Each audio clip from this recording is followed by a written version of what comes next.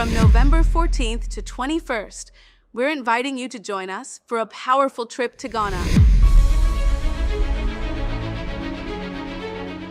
This isn't just a vacation. This is a chance to walk through the same places where many of our people were captured, held, and shipped off into slavery. So don't wait. Secure your spot today. We're making history by walking through it. Will you be with us?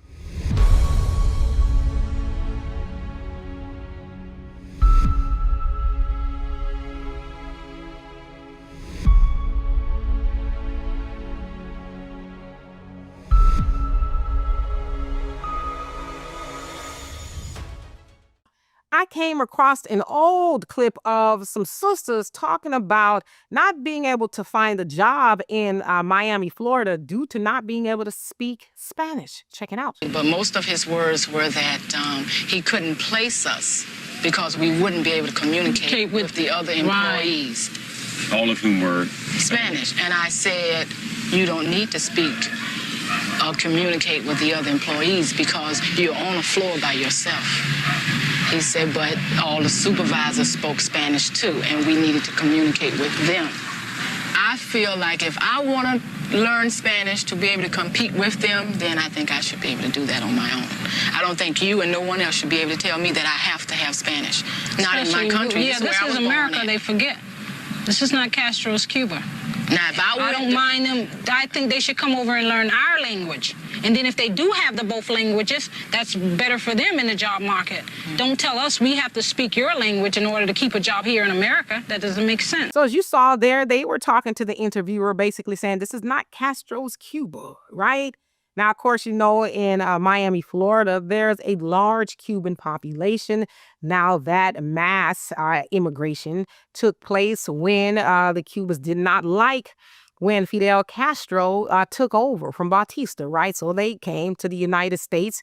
And of course, they took over. And of course, when that happens, Black people usually feel the effects of that. So as they said, it sounds like where they were trying to get a job told them, well, we need you to be able to communicate with the other workers here. Now, again, that's Spanish.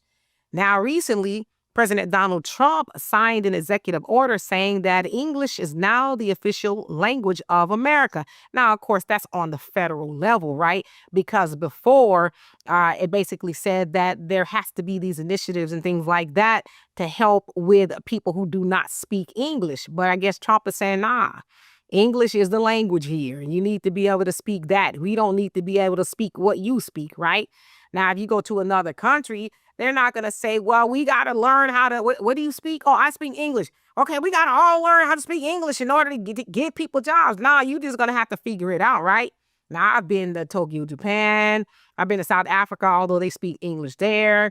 I've been to Costa Rica, the DR, and other places where they didn't speak English, and I had to figure it out, right? I didn't say, well, how dare you?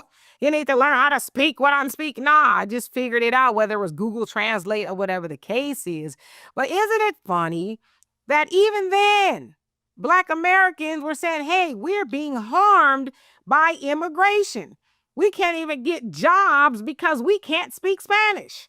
Now, it should also be said that 75% of people here in America speak English. The second most spoken language is Spanish. But if you think about it, a lot of places you go to try to find a job, they'll say, do you speak Spanish? Well, no. Well, you know, we kind of need somebody who's bilingual, who could speak both languages, and that ain't going to be you, right? And even in school, you have to, you know, speak another language and learn how to speak Spanish so you can go get a job. Now, again, on the state and local levels, they don't have the same rules as Trump does on the federal level. So that stuff still goes on, especially if you live in a place like California where the population is heavily Hispanic. You have to learn how to speak English because you have to learn how to communicate with them. It's mind-boggling because if they come over here, you would think that they would learn how to speak English. Now, eventually they do, but you can't get a job to take care of yourself and your family because you can't communicate with them who have come over here and they can't speak English. Now, they'll more than likely learn how to speak English and then they'll get the job because they're bilingual. That sucks if you really think about it. And That particular clip looks like it was made in maybe the 80s, I would imagine, maybe 70s, give or take. I don't know. But here we are in 2025, and we're still having that same conversation. So some things need to change. We shouldn't have to be, not even just Black people, but anybody.